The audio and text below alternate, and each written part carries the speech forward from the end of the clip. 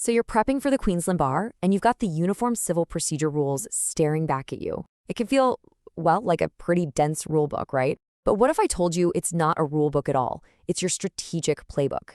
We're going to dive in and turn 3 of its most critical rules into your secret weapon for drafting absolutely killer pleadings. We've all been there, staring at that blank page, feeling the pressure to draft the perfect statement of claim. It's tough. But here's the thing, it's not just about getting the facts down. It's about precision, it's about strategy. And this little explainer, it's going to be your guide to mastering 3 UCPR rules that, I promise you, will make all the difference. Okay, here's our game plan for the next few minutes. We'll start with what I called the pleading power play. Then we'll break down the big 3, Rule 151, Rule 152, and Rule 153. And we're going to finish up with a bar exam brief that you'll definitely want to have handy. Sound good? Let's get into it.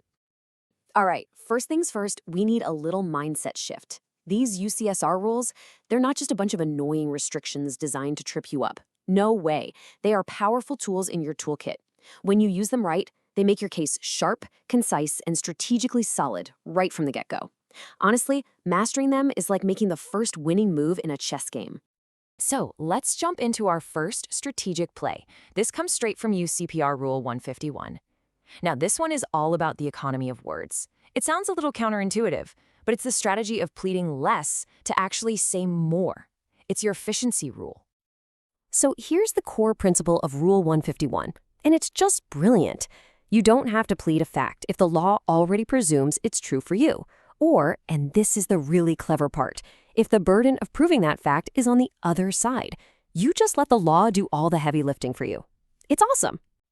Let me give you the classic example of how this works. Say you're pleading a defamation action. You would not plead the statement was false. Why? Because the law already presumes it is. Your only job is to plead the core stuff, like the fact that the statement was published. The defendant? Well, now it's their job to plead and prove that it was true. Okay, get your pens ready because here is a case you absolutely must remember for the exam. It's Age Co Limited versus Elliott. I'll say it again, Age Co Limited versus Elliott. This is the authority that confirms it.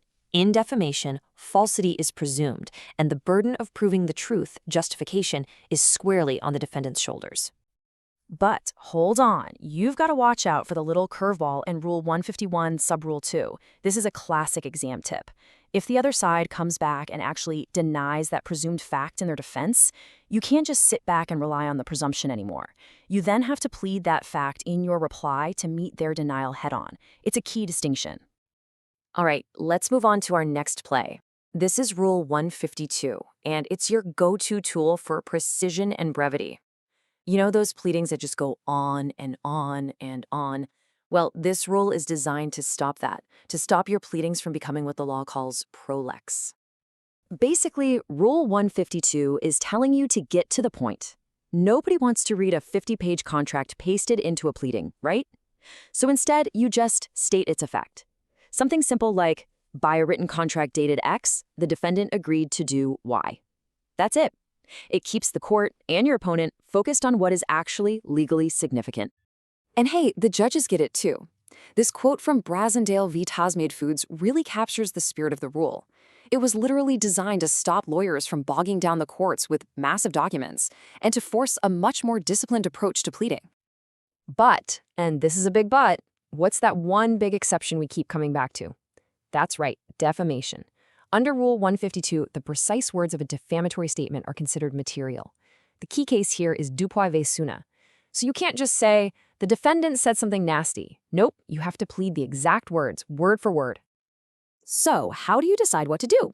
Well, the key case, Carrick v. Armstrong, is basically your roadmap here.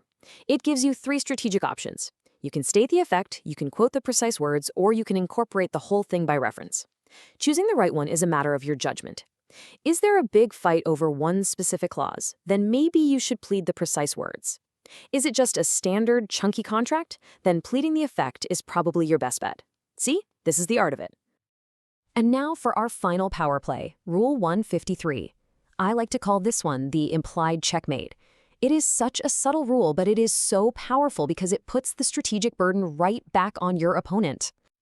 So, first off, what's a condition precedent? Well, you can think of it as something that has to happen before an obligation kicks in. And here's the magic of Rule 153. It just implies that you've already done all of them. It's assumed. So if the other side disagrees, the burden is entirely on them to raise it and plead specifically why you haven't. It just flips the script.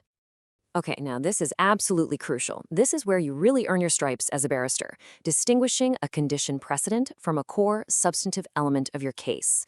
For example, your readiness and willingness to perform a contract, that's a condition precedent, and it's implied by Rule 153. But a core element, like, say, the rate arrears that give a counsel the right to sell land in Gilbert's case, that must be pleaded. If you mix these two up, you could be in real trouble. All right, 2 more cases to lock in for your exam notes, this time for Rule 153. First up, Barva Nicolay Note 2. That's your High Court authority for readiness and willingness being a classic condition precedent. The second one is Fraser versus the Irish restaurant in Barco, and this case is a perfect warning. It shows exactly what happens when a defendant messes up and fails to specifically plead that a condition wasn't met. Basically, they can lose the right to even argue about it later. Okay, we have covered our 3 power plays. Now it's time for your bar exam brief.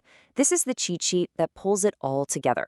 Seriously, if you're going to screenshot one thing from this entire explainer, make it this next slide. Let's just walk through it one last time to really lock it in. Rule 151, don't plead presumed facts. Your key case, Age Co. Limited versus Elliott. Rule 152, plead the effect of words and documents. Your authority there is Carrick versus Armstrong. And finally, Rule 153, the performance of conditions precedent is implied. The case you're going to want to cite is Barr versus Nicolay No. 2. You got it? 151, 152, 153. That's your pleading power trio. So what's the big takeaway here? These rules, they aren't just technical hoops you have to jump through. They are the foundational tools of a legal strategist. They force you to think critically about your case from day one. So, as you keep preparing for the bar, ask yourself this. Are the rules of pleading just a rigid science, or are they the strategic art of advocacy? Good luck.